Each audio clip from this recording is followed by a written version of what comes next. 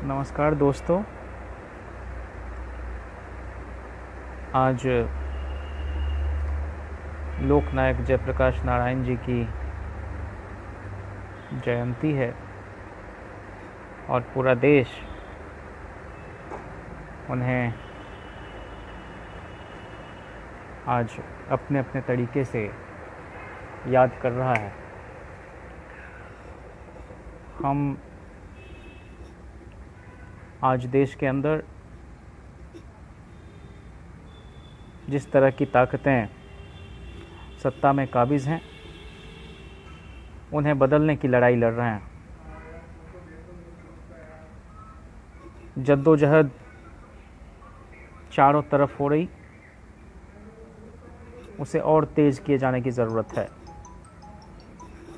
मैं बहुत शुक्रगुज़ार हूँ समाजवादी ई पाठशाला के मेरे वरीय साथी भाई विकास जी का, जिन्होंने मुझे आपके बीच जयप्रकाश नारायण जी की दृष्टि और समाजवादी राजनीति पर बहुत मुख्तसर अपनी बातें रखने के लिए आमंत्रित किया है। कुछ तकनीकी दिक्कतों के चलते बार बार व्यवधान हो रहा है। बावजूद इसके मैं चाहूँगा कि कुछ बातें आपसे साझा कर सकूं। कांग्रेस के अंदर स्वातंत्र्य संग्राम के दौरान भी समाजवादी धारा बहुत आदर्शवादी ख्याल के साथ इस देश को सोशलिस्ट पैटर्न पर चलाने की वकालत कर रहा था। एक समय ऐसा भी आया जब उन्हें लगने लगा कि कांग्रेस के अंदर रहकर शायद हमारी बातों को उतनी प्रमुखता से नहीं सुना जा रहा, जबकि नेहरू खुद बहुत बड़े सोशल डेमोक्रेट रहे और उन साथियों का, जिसमें जयप्रकाश नारायण, डॉक्टर लोहिया जैसे बहुत सारे, आचार्य कृपलानी, पटवर्धन, एक से बढ़कर एक एस.एम. जोशी लोग रहे। इन सब का कांग्रेस से बाहर जाना नेहरू के लिए कोई रुचिकर अनुभव नहीं रहा। वे चाहते थे कि सभी साथी मिलकर इस देश में एक समाजवादी व्यवस्था कायम करने की लड़ाई लड़ें। बहरहाल जब सोशलिस्ट पार्टी ने अपने तरीके से समाज के अंदर राजनैतिक हस्तक्षेप की गति को बढ़ाया, तो उसमें जयप्रकाश नारायण जी की अपनी एक विशिष्ट भूमिका रही। लोग जयप्रकाश नारायण जी के जीवन को भी चाहें तो दो हिस्से में देख सकते हैं। एक तब के जेपी जब वो जेल में बंद होते, अंग्रेज़ों से लोहा लेते, विदेश से पढ़ाई करके लौटते हैं। एक वह जेपी जो दाम्पत्य जीवन को भी बड़ी मधुरता से जी रहे होते, गांधी को अपना अभिभावक मानते, और एक वक्त के बाद ये अफसोस जाहिर करते कि जीवन में मुझे दो बात का अफसोस रहेगा। एक तो मैं कन्यादान नहीं कर पाया, और दूसरा ये लड़की इंदु मुझे समझ नहीं सकी। ये उनके जीवन के दूसरे कालखंड में हम देखते हैं। वह जयप्रकाश नारायण जिनके लिए सफलता और विफलता के पैमाने दुनिया के स्टैंडर्ड से अलहदा थे। वे चाहते तो नेहरू ने भी उन्हें तैयार रहने के लिए कहा देश की बागडोर संभालने के लिए। वे चाहते तो राष्ट्रपति बन सकते थे, लेकिन उस व्यक्ति के अंदर लड़ने की असीम क्षमता, पद लोलुपता से कोसों दूर रहने की प्रकृति और समाज के अंदर व्यापक चेतना के प्रसार की प्रतिबद्धता बाकी लोगों से उन्हें अलग करती है। मुझे ध्यान आता है कि उनकी जेल डायरी पढ़ रहा था, जयप्रकाश की जेल यात्रा, और उसमें वे कहते हैं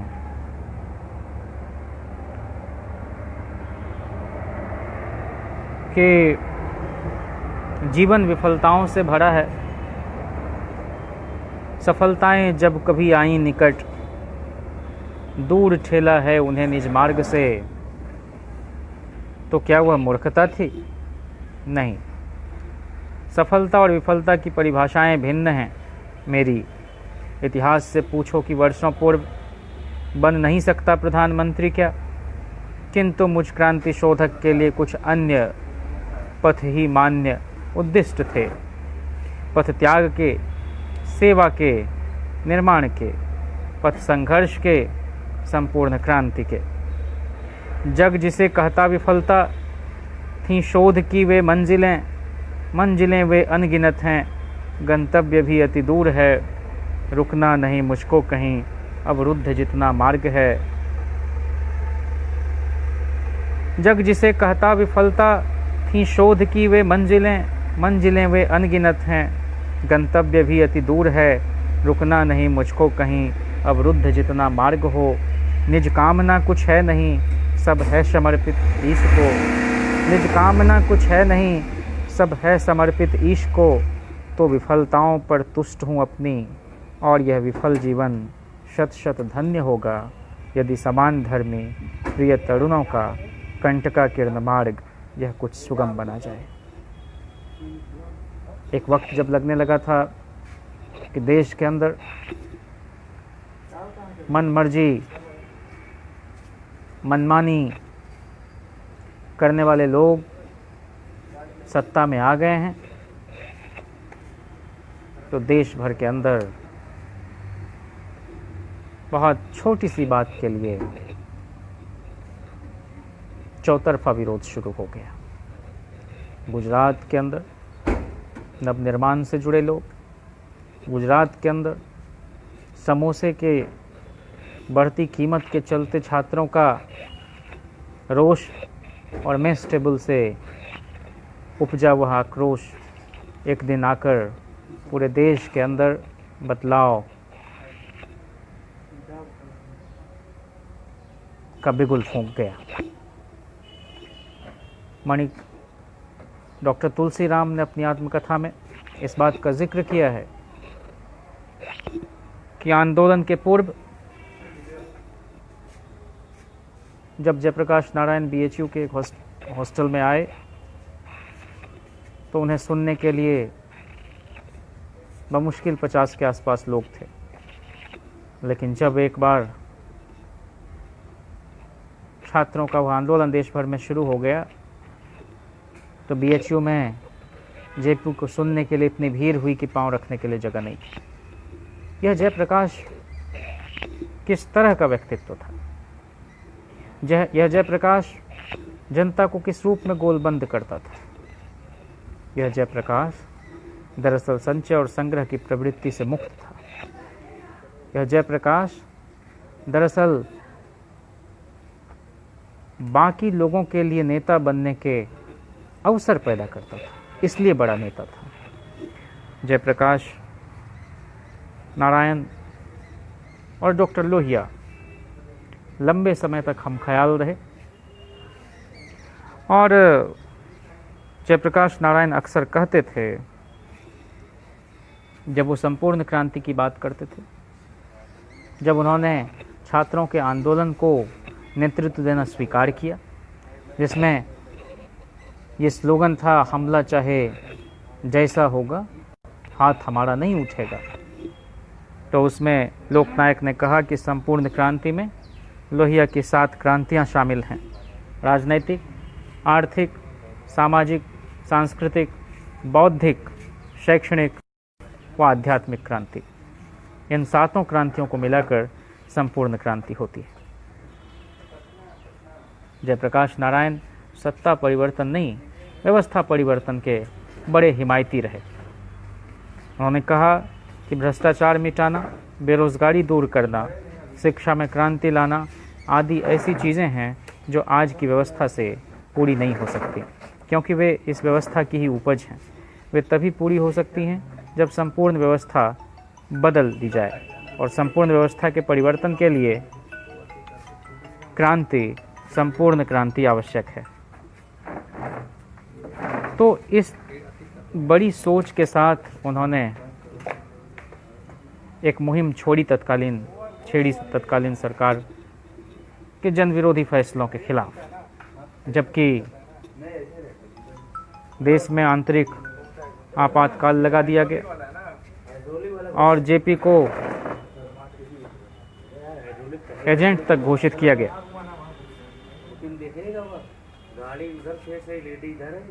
जयप्रकाश की दृष्टि कई मायने में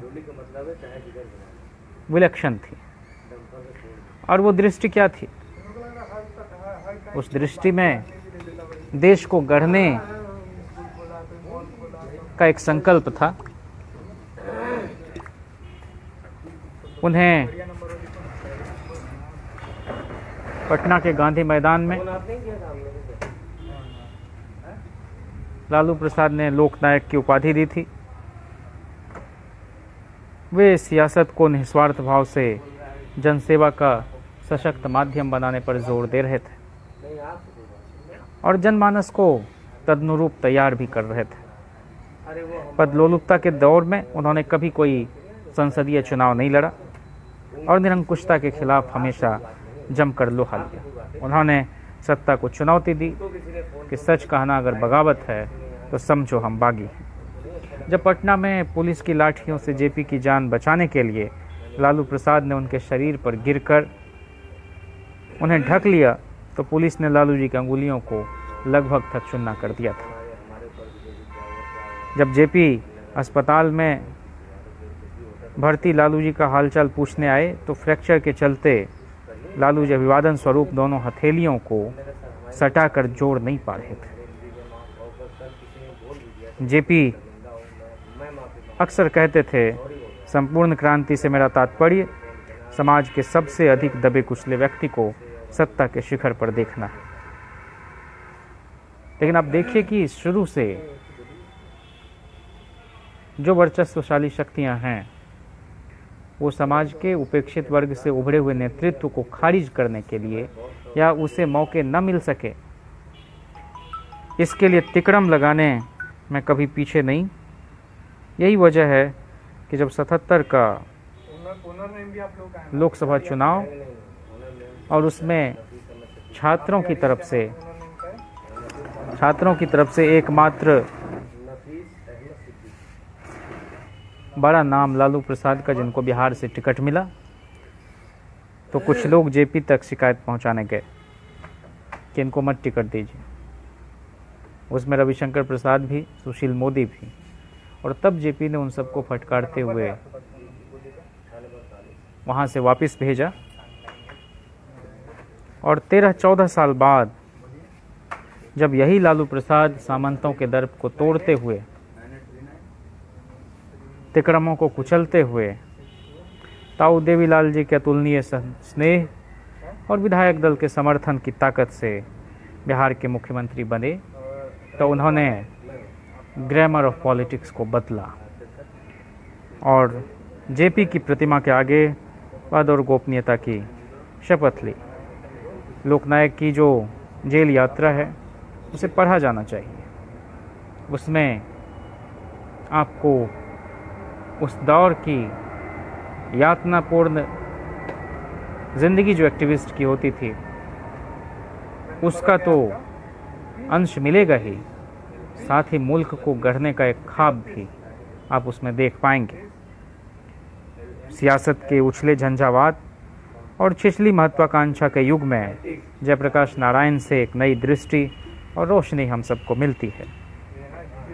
वे चाहते तो क्या नहीं बन सकते थे, पर उन्होंने अपनी नायाब भूमिका चुनी जो इतिहास के पन्नों में अमर हो गई। मैं समझता हूं कि आज हमारा मुल्क जिस मोड़ से गुजर रहा है उसमें ऐसे लोग बहुत ज़रूरी हैं जो आइडियलिज़म को जिएं। ऐसे लोग बेहद ज़रूरी हैं जिन्हें बुनियादी मूल्यों और सरोकारों से लेना देना हो। एक बार 74 के छात्र आंदोलन में जयप्रकाश नारायण ने जब लालू प्रसाद को संयोजक घोषित किया तो फिर बिहार में लालू प्रसाद, उत्तर प्रदेश में मुलायम सिंह जी, जनेश्वर मिश्र जी, यहाँ शिवानंद तिवारी जी, एक से बढ़कर एक लोग, सीताराम सिंह जी, अक्षयवट राय जी, कितने नाम गिनाए जाएं और किनको छोड़ा जाए, सब ने पूरे देश के अंदर, समाज के अंदर जागृति लाने के काम में अपनी भूमिका निभाई। लेकिन जब हम पीछे मुड़कर देखते हैं तो जिस संकल्प के साथ पहली बार गैर कांग्रेसी सरकार बनी, जयप्रकाश जी की भी बड़ी इच्छा थी कि समाज और देश एक नई दिशा में चले, लेकिन चंद वर्षों के अंदर उनका सपना कहीं टूट सा गया। और जब कृपलानी बिहार आए थे तो जयप्रकाश जी ने कहा कि अरे ये बहुत बदमाश लोग सत्ता में आ गए हैं, इनको कुछ कहना फिजूल है।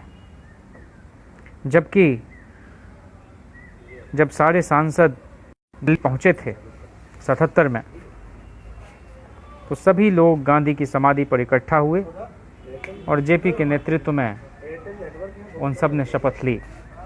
और वो शपथ क्या थी कि भारतीय जनता के निर्वाचित प्रतिनिधि हम लोग जो राष्ट्रपति महात्मा गांधी की समाधि पर एकत्रित हुए हैं, उनसे प्रेरणा लेते हैं और पूर्ण प्रामाणिकता से यह संकल्प लेते हैं कि हम अपने देशवासियों की सेवा करेंगे, भारतीय गणतंत्र के नागरिकों को जीवन और स्वतंत्रता के अनुल्लंघनीय अधिकारों की रक्षा करेंगे।